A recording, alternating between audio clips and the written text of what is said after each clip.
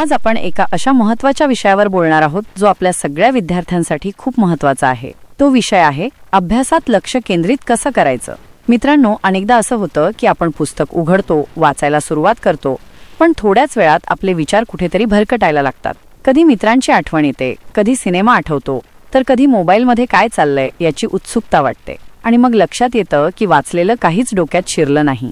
असं तुमच्यासोबतही अनेकदा होत असेल, बरोबर ना? अभ्यासात लक्ष केंद्रित करणं ही एक कला आहे आणि ती आपण सरावाने नक्कीच शिकू शकतो। त्यासाठी काही सोप्या गोष्टी आहेत ज्या आपण आपल्या रोजच्या जीवनात आणू शकतो। माझे नाव दीप्ती आहे आणि तुम्ही पाहत आहात स्कूल एस्से यूट्यूब चॅनल।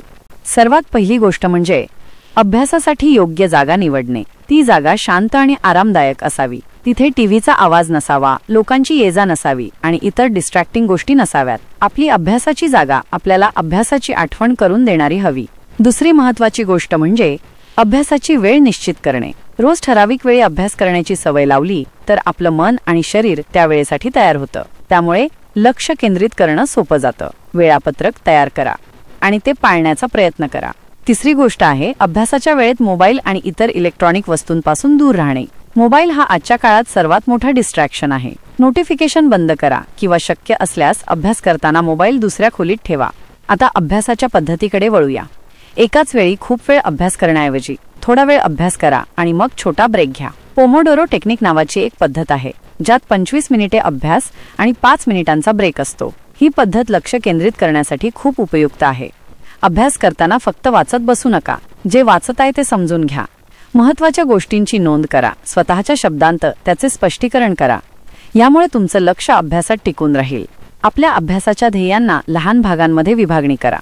एका मोठ्या ध्येयाऐवजी लहान लहान ध्येय ठरवा आणि ते पूर्ण झाल्यावर स्वतःला शाबासकी द्या। यामुळे तुम्हाला प्रेरणा मिळेल आणि लक्ष टिकून राहील।